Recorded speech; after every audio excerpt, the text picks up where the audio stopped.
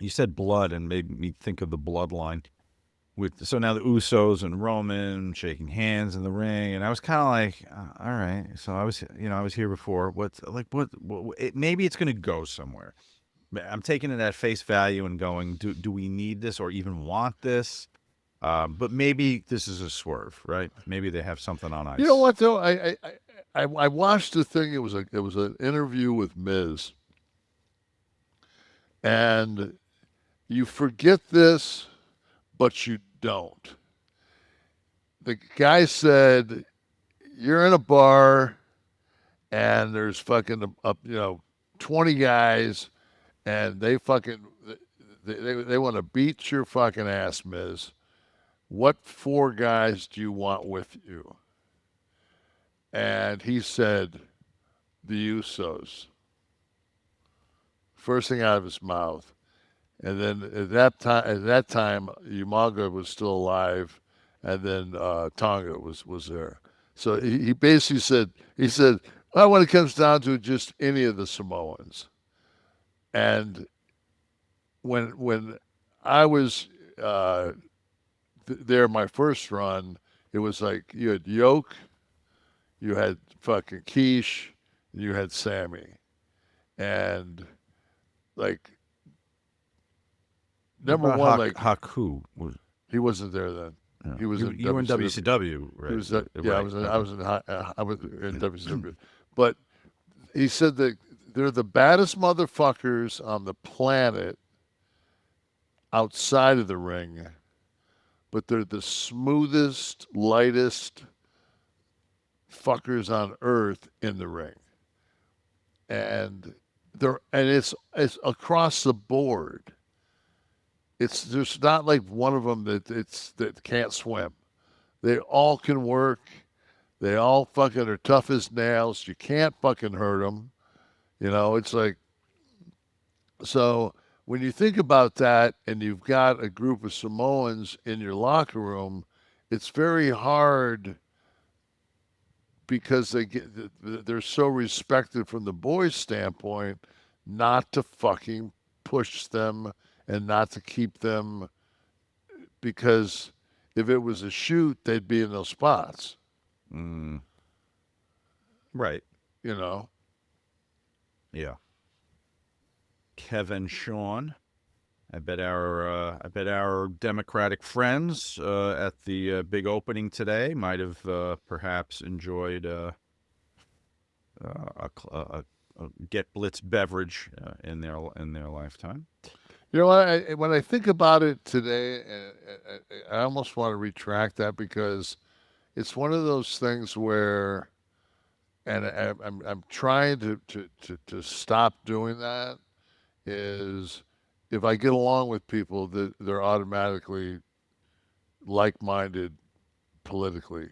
It's Well, just I not thought the. something might have come up to tip you off about No, that. I mean we talked finances. We both she and I both felt a recession was coming on. That's why we were talking annuities. Um, but it's just that I think that, man, we've really got to fucking stop picking teams. Like I think that what Hegseth did with the generals, I think, man, that really backfired. Mm-hmm. I think that put a fucking bad taste in their mouth. I don't know how many people have grown up around blacks in their lives, but and it wasn't really until college that um, because we lived like on the same floor in the jock dorm that you realize what a fucking pain in the ass it is for a black man to shave with a razor because when he does the hair because his follicles are curlier they grow right back in and they get Yeah. razor A bumps. lot of times they use depilatory creams and stuff like Well, that. yeah, Yeah. and back in the day, it was I think it was called Magic Spoon or Magic Shave or whatever it was. But I remember that they'd mix it Like blacks everywhere are rubbing cereal on their fucking face No, put because that of down. you. I'm trying to talk. So it's Magic Magic Shave, I spoon. think it was what it was called. And they would put it on, and it would like turn like this fucking almost like clay, and then they would take just a knife that you would use, not a steak knife, but like a butter knife, and peel that shit off to in order to shave. And that's one of the things that he said was the no more beard, because of all the black guys were getting profiles on shaving, because it was such a pain in the ass for them to shave. So that was basically a dig directly at the blacks. And I watch a lot of sports. And I don't know how much sports I would watch if you took the black component out of it. Like, I don't watch a lot of hockey.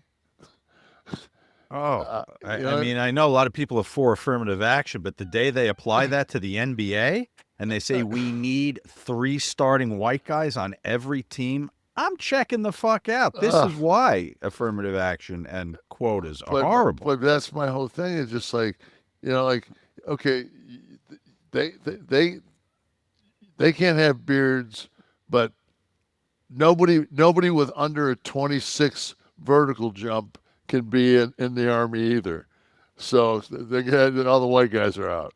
So it's like, fuck you, man. Like, and oh, that you ever that tattoo on his chest? It's like, come on, Aryan dude. Like, you're such a fucking.